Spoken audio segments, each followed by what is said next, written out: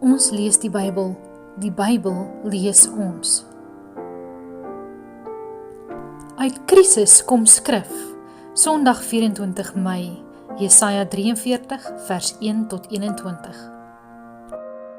Die grootste gedeelte van die Ou Testament het sy bestaan te danke aan 'n geloofskrisis. Met die ballingskap land die volk van God sy hele verstaan van wie hulle is en waar hulle hoort en wie God is in warm water. Wie is hulle as hulle nie meer 'n eie land of 'n eie koning of 'n eie tempel het nie? Het hulle dan nog 'n eie God of het God hulle finaal verwerp? Teen die agtergrond van 'n vreemde land, kultuur en godsdiens, skryf die ballinge hulle geloofsverhale neer, om so duidelikheid te kry en te worstel en weer te weet wie hulle is. Dit is eers in hierdie tyd wat die skepingsverhale van Genesis 1 en 2 neergeskryf is. Dit was teenoor die verhale van gewelddadige oorloë tussen gode, wat lei tot gode wat mense maak om hulle te bedien, dat Israel 'n ander verhaal vertel het. 'n God wat die chaos sien, maar dan spreek, nie vermoor nie, en orden.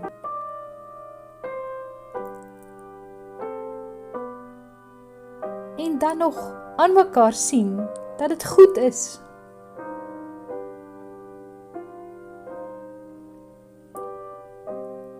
Wanneer hierdie God die mens maak, is dit nie 'n slaaf wat hy maak nie, maar 'n hartsbegeerte waarin hy uiting gee.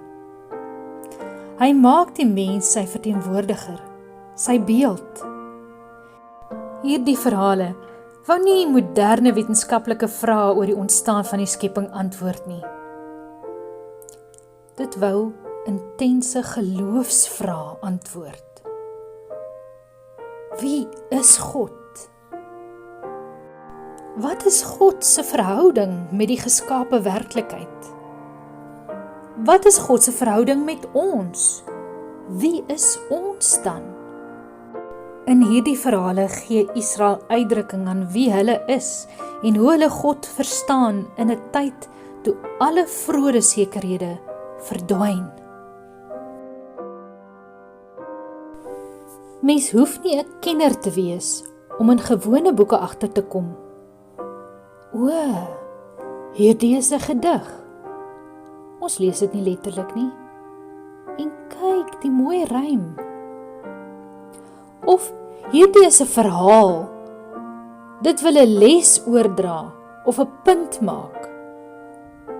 Of hierdie is 'n fabel, soos jakkals en wolf, wat persoonseienskappe aan diere gee nie. Ons kan onderskei tussen stories wat begin met eendag lank gelede en 'n tipiese koerant nuusberig. Maar wanneer ons Bybel lees, skort ons om die mees onlogiese redes alles wat ons van algemene lees weet op, asof God nie beeldspraak en poesie en gelykenisse gebruik nie. Asof God nie in gewone taal vir mense, in hulle eie tyd se raamwerk, skrif gegee het wat hulle kan verstaan nie. The problem isn't that liberal scholars are imposing novel interpretations on our sacred text. The problem is that over time, we've been conditioned to deny our instincts about what kind of stories we're reading when those stories are found in the Bible. We've been instructed to reject any trace of poetry, myth, hyperbole, or symbolism, even when those literary forms are virtually shouting at us from the page via talking snakes and enchanted trees. That's because there is a curious but popular notion circulating around the church these days that God would never stoop to using ancient genre categories to communicate. Speaking to ancient people using their own language, literary structure and cosmological assumptions would be beneath God, it is said.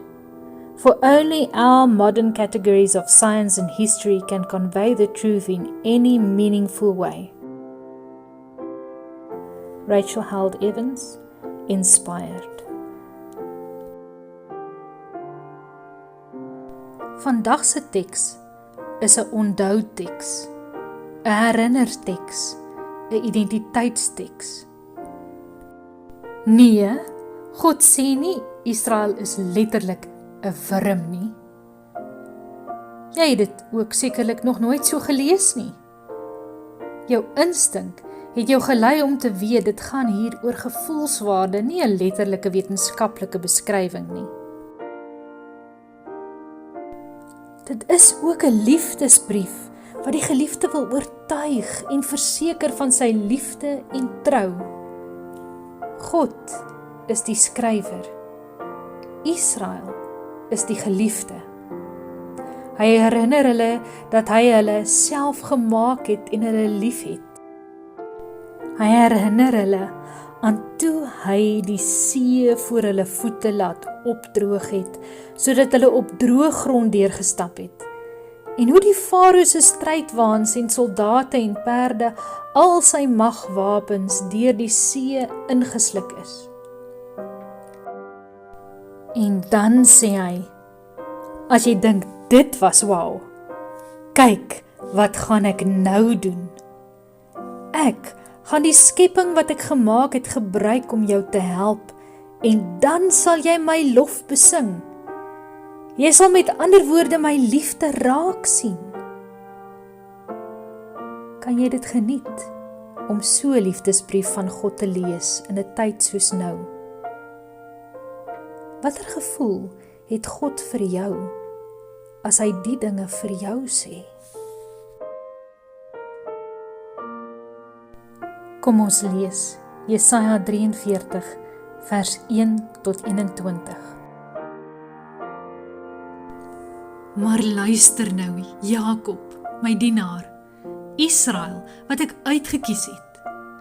So sê die Here wat jou gemaak het, jou in die moederskoot al gevorm het, wat jou help.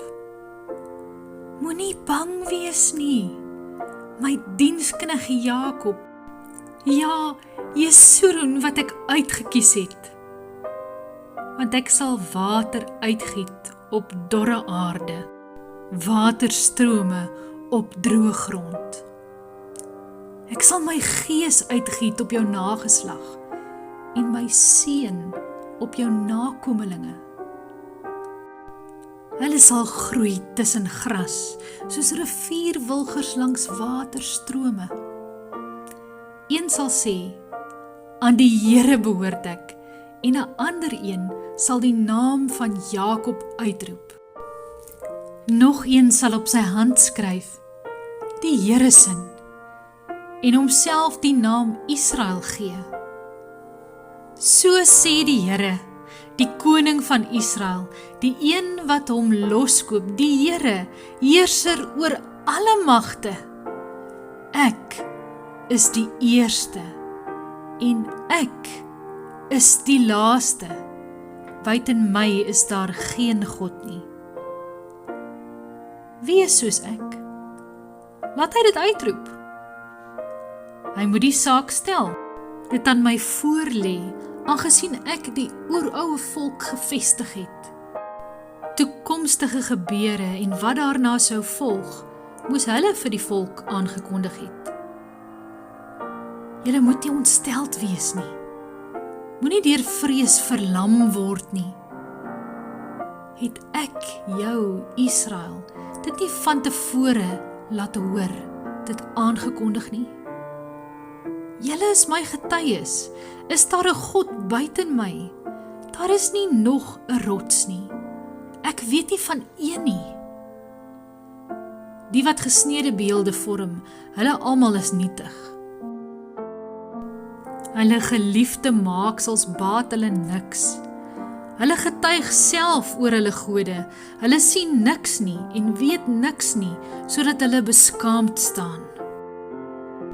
Wie vorm 'n God? Wie giet 'n afgodsbeeld wat hom niks baat nie? Kyk, al sy aanhangers staan beskaamd en die vakmanne, hulle is bloot mense. Hulle kom almal byeen, neem hulle plekke in, raak vreesbevange, staan saam beskaamd. Die ystersmid slyp sy gereedskap en werk met gloeiende kole. Met hamers vorm hy iets en bewerk dit met sy kragtige voorarm. Hy word self honger en is sonder krag. Hy drink nie water nie en raak uitgeput. Die skrynwerker span 'n maatlyn. Hy merk die buitelyne af met 'n griffel. Hy werk aan die hout met kerfmesse, merk in sirkels die buitelyne af.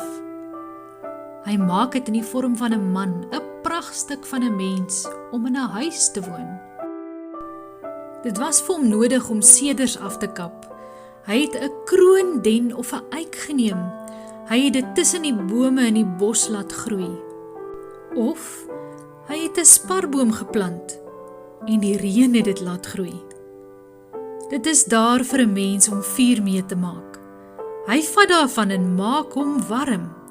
Hy kan 'n vuur maak en brood bak daarmee, en 'n god maak en daarvoor buig in aanbidding. Hy maak daarvan 'n afgodsbeeld en kniel daarvoor neer. Die helfte daarvan verbrand hy in 'n vuur. Op hierdie helfte is vleis wat hy kan eet. Hy braai dit en word versadig. Hy maak hom ook warm en sê, ek word warm, ek sien die gloed van die vuur. En die res daarvan verwerk hy tot 'n god, tot 'n afgodsbeeld. Hy kniel daarvoor neer, buig daarvoor in aanbidding, aanbid dit en sê, red my, want U is my God. Hulle besef dit nie, hulle het nie insig nie, want hulle oë is toegesmeer, sodat hulle nie kan sien nie, hulle harte, sodat hulle nie kan begryp nie. Hulle neem dit nie ter harte nie, en het nie die kennis of die insig om te kan dink nie. Die helfte daarvan het ek in 'n vuur verbrand. Ek het ook op die kole daarvan brood gebak en vleis gebraai, en dit geëet. En wat daarvan oor is, tot iets afstootliks maak ek dit, voor 'n stuk hout kniel ek neer. So iemand bemoei hom met as. Sy hart is mislei en verlei hom. Hy kan homself nie losruk en vra, is dit nie dalk 'n stuk bedrog hier in my regterhand nie? Onthou die volgende Jakob, ja, Israel, want jy is my dienskneg. Ek het jou gevorm, my dienskneg is jy. Israel, vir my is jy nie vergete nie. Waarvoor bid ons vandag? Besing God se lof.